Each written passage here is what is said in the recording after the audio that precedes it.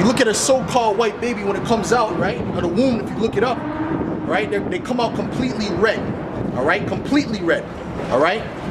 The reason they come out red, it's not because their pigmentation is red, it's because the blood is showing forth through their skin, because they're translucent, all right. Look at the Edomites, they call themselves rednecks down south, right? The Edomites call themselves rednecks. For what reason? Because they red, the red pigmentation, the red hue undertone of their skin, man. All right. So I'm reading Esau. He was described as being red in the Bible when he came out. All right. So that's part of why we know who the Edomites are, man. They're the only ones with that curse of having no pigmentation, man. All right. It's very simple. It's not complicated, man. All right. Let's go. Let me read this again. This is Genesis 25 and 25. And the first came out red all over, like an hairy garment, and they called his name Esau. And after that came his brother out, and his hand took hold of Esau's heel, and his name was called Jacob. All right. So it didn't describe Jacob, all right, but it described Esau. Because Esau came out different than the other people, all right? He was peculiar. There was something different about him, all right? Because at that time, everyone in that region, everyone on the planet had pigmentation, man, all right? They had pigmentation. They had brown skin, okay? But when Esau came out, it just described him and said he came out red.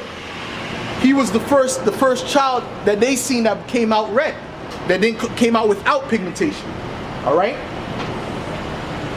So that's why they described him, man. And that's why he called his name Esau, which the word Esau is Ishashua in the Hebrew, and it means wasted away is he, wasted away. Okay? What was wasted away on him was his pigmentation. All right? The melanin was wasted away, man. He didn't have that. He was lacking. Okay? Let me get numbers, man. Okay, because Esau knows this, man. The elites, the people who run this society, they know that they're Edomites, man. All right, the Rothschilds, the DuPonts, the Gettys, they know that they descend from the Edomites, man. All right, they know the prophecy on Esau. The thing that they're trying to do is they're trying to upset the prophecy, okay, by trying to start their new world order. They're trying to upset the prophecy, but they're not going to be able to upset the prophecy, all right, because the Most High created them, man, and He knows exactly what they're doing, okay.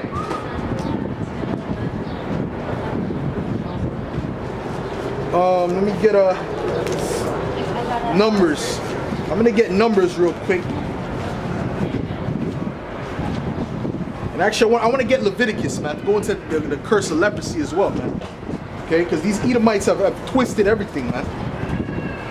I should get that. I should get that right after too. But I'm gonna get Numbers 12,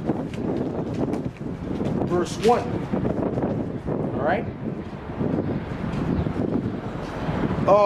This is Numbers 12, verse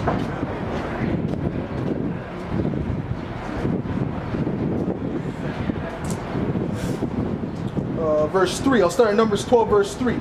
Now the man Moses was very meek above all the men which were upon the face of the earth. Actually, and the Lord spake suddenly unto Moses and unto Aaron and unto Miriam, come out ye three unto the tabernacle of the congregation, and they three came out.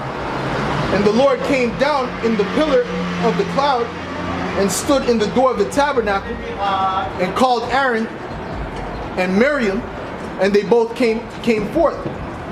And he said, hear my word, hear now my words. If there be a prophet among you, I the Lord will make myself known unto him in a vision, and I will speak unto him in a dream. My servant Moses is not so, who is faithful in all mine house. With him will I speak mouth to mouth, even apparently, and not in dark speeches. And the similitude of the Lord shall he behold. Wherefore then were ye not afraid to speak against my servant Moses? All right. So the Lord was mad at Miriam and Aaron for speaking against Moses, man. All right. Because Moses, he was dealing with Moses directly. All right, so he's going to do something to Miriam, right, which basically is going to give her leprosy. All right, and we're going to see what leprosy is described as in the scriptures. All right, one form of leprosy. All right.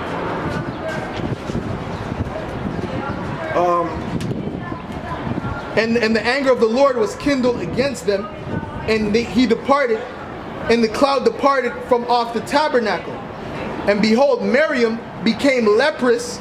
All right, so it means she got leprosy. All right, became leprous, white as snow. And Aaron looked upon Miriam, and behold, she was leprous. All right, so leprosy is to have so-called white skin. That's one part of leprosy, so-called white skin. All right, like it just claimed in the Bible. So why do they show you bumps on your skin, on the skin, when they call leprosy today? Because they're trying to hide that curse, man. They're trying to hide that curse from the masses. They're not trying to get that stigma, basically. Okay. But there's different forms of leprosy, man. There's leprosy where you can turn like a straight up albino, right, and look like that, have that real white tone, because these white people are not white, man. They're red, okay? But you can look like an albino, which has more of a whitish color to him, all right? Like that's what happened to Miriam, all right? But or you could be translucent, man. The Edomites are translucent, man. Okay? When they describe Esau, it described him as red, right? Like a redneck, so to speak. All right? Because why? Because he had no pigmentation, man. See, when we break this down and this truth comes out, people get offended. People they get butthurt, man. But they can't disprove what we're saying, man. Okay? Because that's exactly what the Bible's saying, word for word, man. There's nothing to break down. This is the context. There's nothing to break down, man. It's very clear. Okay? But what Esau has done is he's lied to the whole planet, man. Okay? He told you to have that look is normal. That look is not normal, man. All right? That's not a normal look. That's why you have to get sunscreen, man. Why don't we have to get sunscreen? I ain't never put on sunscreen in my life, man. All right? Ever. I never had to. All right? I never had sunburn. That doesn't happen to me, man. That doesn't happen to the people of color, so to speak. Okay? Because we have melanin. All right? And melanin is something that you should have. It's nothing really special about it. It's just something that you should have. It's like having two hands. It's like having two eyes. Okay? But you see, these Edomites, they lack that. So what do? They try and make other people feel like they're not normal. Okay? Why? Because they know that that's a curse, man. They know they have a curse. Okay? So this is what we're coming out to do. We're coming out to dispel all these lies and bring the truth forth, man. And the truth is gonna shine regardless, man. Okay? The truth is gonna shine regardless. I ain't the only one out here doing this. We got brothers all over the world doing this, man. All right? And it's gonna do nothing but grow, man. The truth is gonna grow to the point where you can't contain it, man. All right? And these Edomites are gonna get mad. They're gonna try and get us off the streets, but that ain't gonna stop the prophecy, man. You Edomites are still going into slavery. The Israelites are still gonna be ruling, right? We're still gonna rule. That's it, man. Because it was written. Because the Most High, the Heavenly Father, who you call God, wrote it, man. He's the one who told the Israelites to write this down, man. Okay? So what's gonna happen, man? It's nothing that I did. It's nothing that Esau did to make that happen. It's just that the Heavenly Father set it up that way. Okay? All right? You got Jakes, you got Israelites, right? They don't want that to happen. They don't want Esau to go into slavery, man. All right? Why? Because they love the Edomites, man. All right? But the Edomites are the devil, man. They're their chief enemy. All right? They're their chief enemy. All right? So if you don't want your enemy to go down, that means you got something called Stockholm Syndrome, man. Right? Stockholm Syndrome is something when someone has you captive, right? Like if someone kidnaps a woman, right, and she's with them for a long enough time, she ends up loving that person, okay? And she'll fight the people, she'll fight the police, right? That's coming to so-called rescue her, man. That's called Stockholm Syndrome. That's what they classify as Stockholm Syndrome. And that's what you so-called black people have, so-called Latinos have, you so-called Native Americans have. You have something called Stockholm Syndrome, okay? And that's why you love these Edomites, man. All right, that's why no matter what these Edomites do, you don't want to condemn the Edomites. So wait, that's only some. That's only some, right? No, man, there's no good Edomite, man. Okay. Let me get a. Matter of fact, I'm gonna continue with this. I want to get a little more on this leprosy, man, because this is what the true definition of leprosy is in the Bible, man.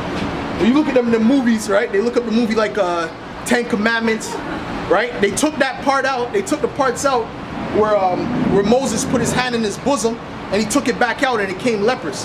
They took that out of the movie because they had it played by Charlton Heston, man. They couldn't put that on. It wouldn't make sense, okay? And then in the movies, when you're talking about the Lord, right? They take out, when they have someone have leprosy, they have him come with a veil, right? And then they lift off the veil and he has all these bumps and sores on his face. That's not the leprosy of the Bible, man. Okay? I just read to you one form of leprosy in the Bible, all right? And Miriam became white as snow, all right? Let me get Leviticus, man. A yellow hair in the head. Yellowish hair.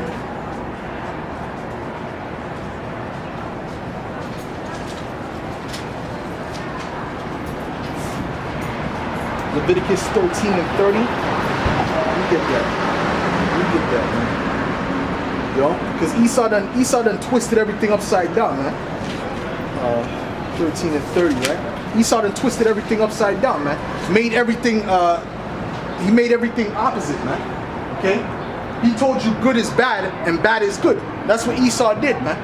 All right?